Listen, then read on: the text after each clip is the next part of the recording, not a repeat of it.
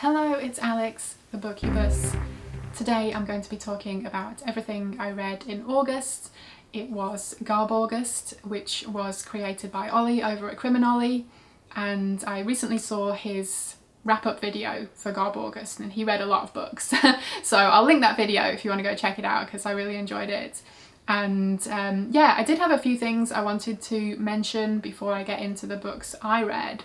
So first up, Regina over at Regina's Haunted Library recently shared the book cover art for the Lurking in the Dark Horror Tube Anthology. That's quite the mouthful.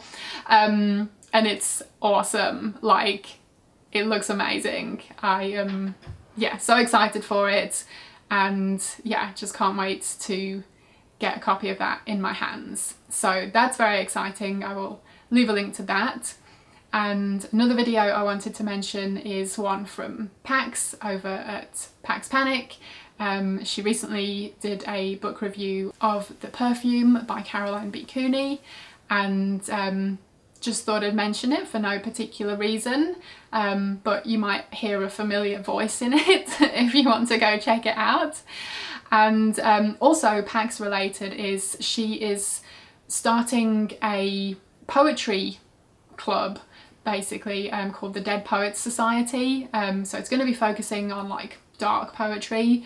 Yeah, she recently talked about that in a video, so I will link that as well. Yeah, if you're into poetry, then definitely go check that out. Hi, it's Alex from the future, editing and realising there was another video I wanted to mention that I totally blanked on when I was filming, but this is a collaboration video that one over at Plagued by Visions put together recently. So there are a bunch of awesome people and me talking about paperbacks from hell types of vintage horror books. Yeah, it's an amazing video. One did such a great job with it, and you should absolutely go check it out if you haven't already. And then there are two booktubers that I have found recently that I thought I would mention in case you hadn't yet found them and would like to go check them out and subscribe to them. So one of them is The Composer Next Door. I recently saw his reading wrap-up video, and yeah, really enjoyed it. He managed to talk about a bunch of books like concisely and eloquently, and I am so jealous of that talent. Yeah, I just ramble on and then edit something together in the hopes of it being coherent. Yeah, I definitely look forward to seeing more videos from him. And the other one is Michelle's Melancholy. I think she is very new to BookTube, I think just maybe the past couple of weeks or so, but she's already put out a handful of videos, and yeah, her first one was the BookTube newbie tag, and yeah, she definitely seems like she is a big horror reader, so that's awesome. So yeah, definitely go check her out as well. So yeah, I will leave links to them, definitely go check them both out. Okay, and on to my August reading wrap up. So I read 6 books in total, and I'll start off with the one that I hadn't picked for Garb August, and that was Night of the Moonbow by Thomas Tryon. And this was a buddy read with Olivia over at AV Reads and Kelsey over at Slime and Slashers. I will leave links to their channels as well. You should definitely go check them out if you aren't already subscribed to them. And Thomas Tryon is maybe more famous for having written Harvest Home and The Other, which are 2 really excellent slow burn horror novels. And The Night of the Moonbow is definitely marketed as a horror novel, but we all agreed that it wasn't really. It's definitely a slow burn, and it does have some horror elements, but they're not used in the way that you would expect them to be used maybe within a horror novel. So yeah, it was kind of interesting. It's basically about this kid Leo who is an orphan, and he gets the opportunity to go to this summer camp for boys, and it's basically just following him as he gets to grips with camp life, and he makes some friends, he makes some enemies. There are definitely some kind of ups and downs to his time there. And it's kind of one of those books where in a way nothing happens, but the writing was so wonderful and there was just something so charming and captivating about the whole thing. And it's set in the late 1930s, so that was quite an interesting time period to read about in this kind of context. So yeah, there were definitely times when it was just very heartwarming and enjoyable. There were also times when it was heartbreaking and sad. He does get bullied, and yeah, there are some pretty nasty things that happen, not just to him, but yeah, some sad things happen in this book, I'll just say that. And while it's definitely a slower paced story, it does build to quite an intense ending, I will say that. So yeah, even though this was very different to what I went in expecting, I still really enjoyed it. I thought it was excellent and I gave it 4 stars. Okay, now moving on to the books I read for Garb August. First up was Flowers in the Attic by Virginia Andrews, or VC Andrews. And yeah, this is a very famous or infamous one I've been meaning to read for ages. This was, yeah, a great opportunity to finally pick it up, and I'm so glad I did because I loved this. I thought I was going to enjoy it in a trashy way, but I actually don't think this was trash. I really don't. I think it has some trashy elements, and I think it is quite melodramatic at times, but I don't know, I think its reputation is not warranted. I think people read the incest part, which is such a tiny part of the book. Like, from the way I'd heard people talk about it, I was expecting this to be like wall-to-wall lurid scenes of incest, and it's really not at all. It's something that is a very small part of the book, and it's something that personally, yeah, I think really works as part of the story. It didn't feel, you know, like it was just forced in there for salaciousness. Yeah, I think this is a really excellent book. I gave it 5 stars, and you know I don't give that out too often.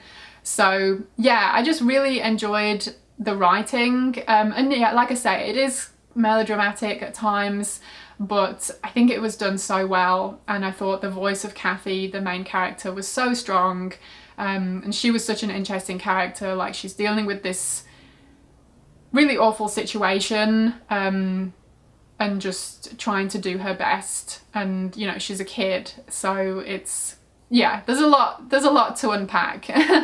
I also thought this was more disturbing than I had anticipated.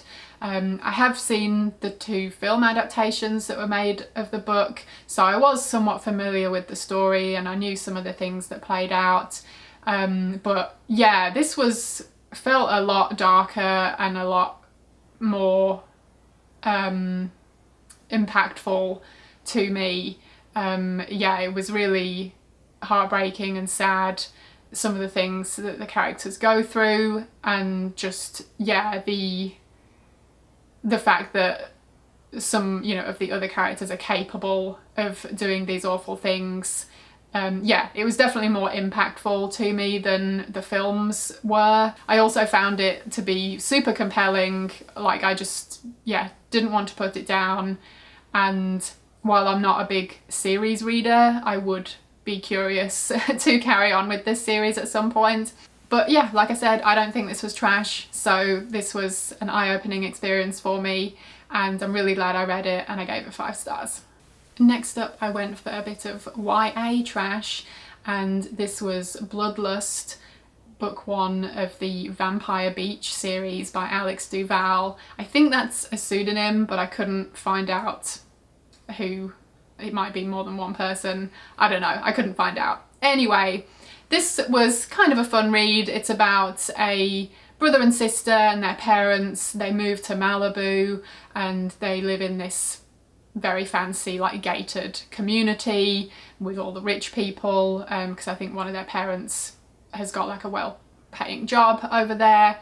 and they end up going to this very prestigious school, and yeah, we find out that there are vampires at the school, and yeah, the main character, the boy, I've forgotten his name, I'm afraid, but yeah, he kind of, yeah, figures some stuff out, that there might be vampires, and yeah, some stuff happens. So yeah, this was kind of a fun read. There wasn't really much to it. It was basically just, yeah, party after party. Like, apparently these kids have these, yeah, very lavish parties like every weekend, and yeah, there were a few vampire things going on, obviously, and then him kind of figuring it out, and yeah, there was kind of like something of a twist towards the end, but it was kind of like, it wasn't particularly wowing or anything. Yeah, it was okay, you know, it was fun for what it was, but like I said, there wasn't really much to it. And yeah, so I gave this one 3 stars, so I'm not gonna go out of my way to track down any more of the books in the series, probably, but yeah, if I stumble upon one for cheap, maybe I'll pick it up. Next up, I read Children of Darkness by Andrew Fischer and K.S. Salikof, and this was the one that one of the authors had left a 3-star rating on Goodreads, and then the only other rating was like a 1-star. And this was actually a bit better than I thought it was going to be from, you know, those other ratings. I ended up giving it 3.5. I think it could have been a 4-star, like there were definitely some really interesting elements going on here, but yeah, it ended up being a 3.5. Anyway, so what is it about? It's about this guy called David who ends up getting a teaching job at this like remote island where there's, yeah, this school, and he ends up being in charge of this group of very Aryan looking children, and yeah, you can probably put 2 and 2 together and figure out what might be going on there, especially because we get like a prologue set in Nazi Germany, and yeah, them kind of like burning some of their, you know, top secret paperwork about their secret plans for a Fourth Reich. And yeah, anyway, so it's told in a pretty interesting way. We have David's point of view. He is just being released from prison after I can't remember how long. It was like 10 or 20 years of being in prison for something, and we don't know what that is. But he's out and he has a mission that he wants to accomplish. And so we get these back and forth chapters of him getting this teaching job and him, yeah, becoming involved with these Aryan children and some, yeah, strange goings on at this school, and then, yeah, following him in the present day as he tries to execute his plan, whatever that might be. So I really liked that back and forth, and there's also some really dark humour in here that I just thought worked really, really well. Definitely the present day David is, yeah, very dry and very observant, and yeah, just had like a good wit to the whole thing, but also a seriousness as well. So yeah, I thought that was done really well. And yeah, there are, towards the end especially, there are some violent scenes and some sexual scenes and some sexually violent scenes, or really only like 1 or 2, like it's not too crazy, but I can see why that's not going to be everyone's cup of tea. But for the most part, there's not a ton of that. I thought the ending worked well. I'm not going to say what happens, but I thought the ending worked well. So yeah, I thought this was a good read. I gave it 3.5 stars. Then I read Resurrection Dreams by Richard Laymon, and this is about a woman called Vicky who used to go to high school with the kind of school weirdo Melvin, and he did something at school involving trying to resurrect a corpse, and he ended up going to some kind of institution for a while, and meanwhile Vicky ended up going away for her studies, and anyway, she is now a doctor and she moves back to her hometown to yeah, be a doctor at a practice there. And at the same time, Melvin has recently been released from the institution, so he is back in the hometown as well. And of course they cross paths at some point, and Melvin is somewhat obsessed with Vicky, but yeah, Vicky tries to be nice to him, but isn't interested. Anyway, Melvin is still also obsessed with this idea of being able to reanimate dead people, and he tries a few different methods in doing so, and yeah, maybe he ends up accomplishing that goal. And he's also, yeah, his main goal is to basically kill Vicky and resurrect her, and his thinking is that because he brought her back to life, she would then of course fall in love with him and they would live happily ever after. So yeah, so Vicky is, yeah, becoming more and more weirded out by Melvin and his actions, and there are some other things going on, some deaths and disappearances going on in the town that may or may not be down to Melvin. Yeah, things all come together, and yeah, this was a really fun one. It was a wild ride. It was all sorts of ridiculous and over the top. For the most part, I found this to be very entertaining and enjoyable. I think the ending kind of let it down a little bit without going into specifics, but yeah, it kind of fell apart a bit at the end, I think. But yeah, still a really good read. I gave it 4 stars.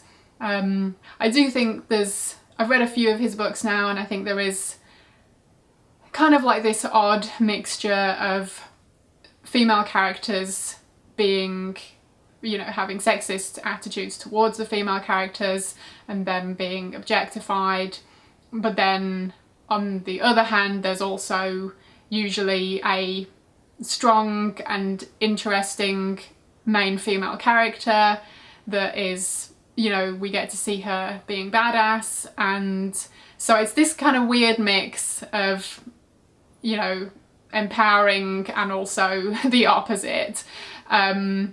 So it's kind of an odd thing to get on board with, but yeah, the books I've read so far of his I have enjoyed, and yeah, this was another really good one. I gave it 4 stars. And then I picked another book for Garb August that I hadn't mentioned in my TBR video. It is called Ministry, The Lost Gospels According to Al Jourgensen. This was a book I'd heard about a while ago.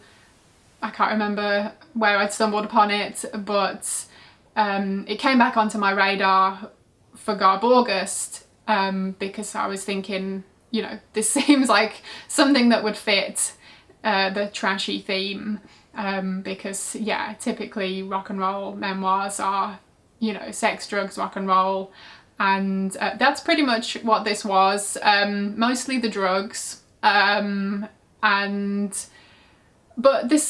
this was quite an interesting read.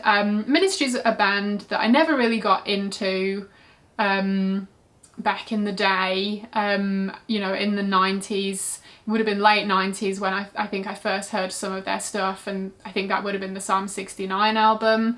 And you know, this time, you know, we couldn't just listen to any music we wanted to. We didn't have things at the touch of a button, so you know, you could either afford to go buy an album yourself, or your friend had it and could copy it for you. But you know, I guess I hadn't heard enough of their stuff at that point to know, you know, whether they were one I wanted to hear more of, and so I never had any of their songs. I think I had, well, I tell a lie, I had a couple of their songs on mixtapes that people had made for me, but it was literally like 2 different songs of theirs. And anyway, I digress. So I never really got into them at that point when they were pretty huge, and it's only been, you know, later over the years that I have kind of seeked out more of their stuff. And yeah, some of it's not really my thing, but some of their songs are just absolutely amazing and I love them. So yeah, again, they're not a band I would say are like a favourite of mine, although I do really like a lot of their stuff. So yeah, anyway, I'm glad I picked this up because I did enjoy it. he's definitely quite a character, and yeah, maybe not a super likable one. There are definitely some things that he says throughout the book that come across as sexist, homophobic, racist, but then there are other things that he say that contradict that, so it's hard to kind of, yeah, pinpoint things like that about him. He definitely does lean left politically, so that's something. But yeah, this is generally about his life, his growing up, how he got into drugs, how he got into music, and yeah, talking about his musical career over the years. That was the thing that was, you know, of the main interest to me, and it was really cool to hear how he got into it and how basically he made the first album with Sympathy, which is like not like what you would know of Ministry. It's very like synth poppy. I really like it still, but I know some people don't, and he has basically disowned it, but he essentially just made that to show that he could make something. But yeah, he got signed and they were just like, yeah, this is what you're going to be doing. So anyway, it was only after that that he was able to go in the direction that he wanted to musically. So yeah, hearing about his process, and processes rather, on how he creates music was really cool. And yeah, just the rock and roll lifestyle over the years was interesting to hear about. There's definitely a few things that he talks about doing that not cool, but he definitely seems like a pretty interesting guy. So yeah, it was kind of a mixed experience reading it, but you know, I appreciate the fact that he came across as honest, if nothing else, and tells it like it is. Yeah, it's a shame that he kind of bashes Ministry fans a couple of times throughout the book. He doesn't really like playing live, and so I think he kind of resents, you know, the people that come to his gigs and make him perform, you know, like a performing monkey kind of thing. So yeah, it's kind of odd to hear that, and I think if I were a bigger fan of him or the band in general, you know, I would probably be a bit miffed to hear that. Yeah, he also, there's a couple of brief bits about his involvement with Trent Reznor from Nine Inch Nails and also Skinny Puppy. I'm much more of a fan of those two bands than I had been Ministry. So it was, yeah, cool to hear a little bit about the involvement there. But yeah, I thought this was good and I gave it 4 stars. So that is everything I read in August. Pretty good reading month. And yeah, Garb August was a fun theme to dive into. I know Ollie already announced that there is going to be a Garb August 2 next year, so that's exciting. I look forward to yeah, hopefully joining in with that too when it rolls around. But yeah, I hope you all had a good month. Do let me know if you've read any of these books. I'd love to hear your thoughts on them. Let me know what you've been reading recently, if you've got anything you would recommend. Thank you ever so much for watching. I hope you enjoyed it, and hopefully I will see you again in my next video.